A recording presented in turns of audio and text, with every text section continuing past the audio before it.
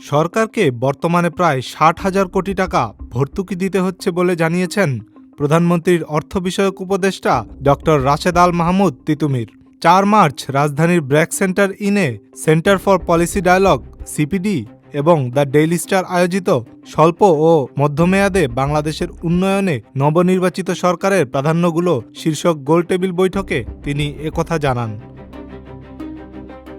তিনি বলেন, সরকারের নির্বাচনী ইশতেহারের ৫টি ভিত্তিমূল বাস্তবায়নের কাজ ইতোমধ্যে শুরু হয়েছে। ফ্যামিলি কার্ড কর্মসূচি এখন পাইলট পর্যায়ে রয়েছে এবং ভবিষ্যতে এটিকে সর্বজনীন মডেলে নেওয়ার পরিকল্পনা আছে বলেও জানান তিনি। ৬০,০০০ কোটি টাকা নিয়ে যাওয়া হয়েছে, তাই না?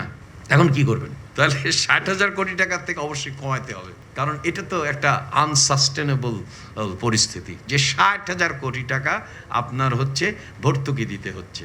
সো আমরা চেষ্টা করছি এই বিষয় নিয়ে ৩ ধরনের পদ্ধতিতে, কৌশলগত পদ্ধতিতে যাওয়ার চেষ্টা করছি। ইতিমধ্যেই যে ফ্যামিলি কার্ড অর্থাৎ নারীর বিষয়ে সেই কার্ড কিন্তু শুরু করেছি এবং সেটি পাইলট পর্যায়ে আছে। বৈঠকে স্বাগত বক্তব্যে সিপিডির নির্বাহী পরিচালক ডক্টর ফাহমিদা খাতুন খেলাপি ঋণকে ব্যাংক খাতের অন্যতম মাথাব্যথা হিসেবে উল্লেখ করেন। সবচেয়ে মাথা ব্যথার কারণ ব্যাংকিং খাতে সেটা হচ্ছে যে নন পারফর্মিং লোনস। এটা আগে ১২-১৩% মতো ছিল, সেটা কিন্তু ক্রমান্বয়ে বাড়ছে এবং আমরা জানি যে এটা বাড়ছে কেন। এটা বাড়ার একটা অন্যতম কারণ হচ্ছে যে ব্যাংকগুলোর আসল স্বাস্থ্য পরীক্ষা করা হচ্ছে, অ্যাসেট কোয়ালিটি রিভিউ একিউআর করা হচ্ছে, সেই কারণে বাড়ছে।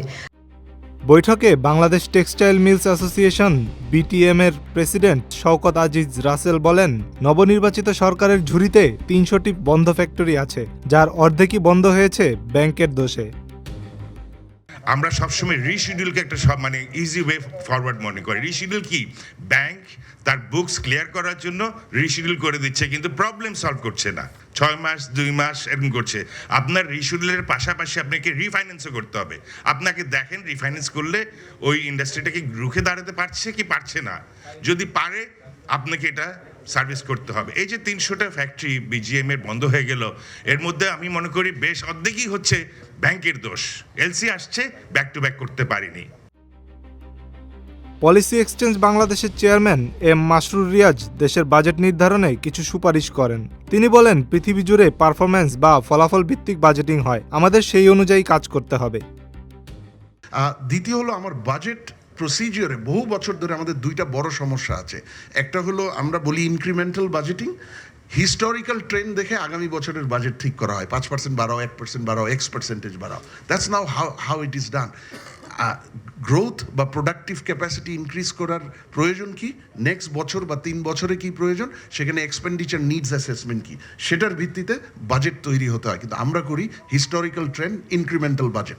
আর আরেকটা প্রবলেম হলো, আমরা ইনপুট বেসড বাজেটিং করি। আচ্ছা, কিছু একটা লাগবে, সেটা বানাতে 1, 2, 3, 4 কি লাগবে, কিন্তু পৃথিবী জুড়ে এটা হয় না। পারফরমেন্স বেসড বাজেটিং হয় বা রেজাল্টস বেসড বাজেটিং, এবং সেই জায়গাটায় আমাদেরকে মুভ করতে হবে। গোলটেবিল বৈঠকে শিল্প খাতের পক্ষ থেকে জ্বালানি খাতে বিনিয়োগ বাড়ানোর সুপারিশ করেন হামিম গ্রুপের চেয়ারম্যান AK আজাদ। তিনি বলেন, যারা ঋণ নিয়ে বিনিয়োগ করেননি তাদের বিরুদ্ধে কঠোর ব্যবস্থা নেওয়া প্রয়োজন। পাশাপাশি সুশাসন নিশ্চিত করার উপরও জোর দেন তিনি। যারা উইলফুল ডিফল্টার তাদেরকে জন্য বাংলাদেশ ব্যাংক একটা এক্সিট 12 ইয়ার্স একটা মনিটরিং দিয়েছে, আমরা এটাকে সমর্থন করি।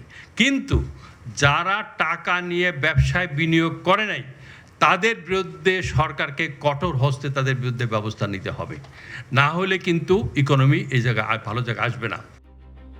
গোলটেবিল বৈঠকে সরকারের সহায়ক ভূমিকা জোরদারে মন্ত্রণালয়গুলোর ডিজিটালাইজেশন, গুরুত্বপূর্ণ মন্ত্রণালয়ে বিশেষজ্ঞদের নিয়ে অ্যাডভাইজরি গ্রুপ গঠন এবং তা কার্যকরভাবে পরিচালনার ওপর গুরুত্বারোপ করেন দ্য ডেইলি স্টার পত্রিকার সম্পাদক মাহফুজ আনাম।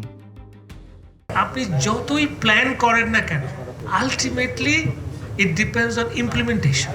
যে digitalization of our administrative system, এটা শুধু ফাইন্যান্সিয়াল ব্যাপার না, প্রত্যেকটা মন্ত্রণালয়ের যেন আমরা ডিজিটালাইজেশনের দিকে আগাই। এবং আমরা যদি এটা করতে পারি, আমি মনে করি দুটো জিনিস হবে, একটা এফিসিয়েন্সি বাড়বে আর একটা ওয়েস্টেজ কমবে।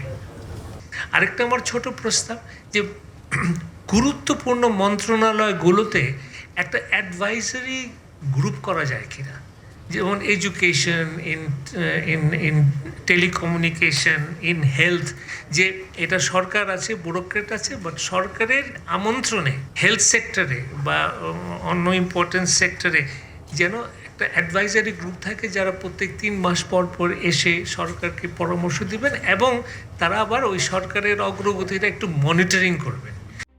অনুষ্ঠানে অংশ নেওয়া অন্য বক্তারাও স্বল্প ও মধ্যমেয়াদে অর্থনীতি পুনরুদ্ধার, সুশাসন নিশ্চিতকরণ এবং বিনিয়োগ বান্ধব পরিবেশ তৈরিতে সমন্বিত উদ্যোগের ওপর জোর দেন।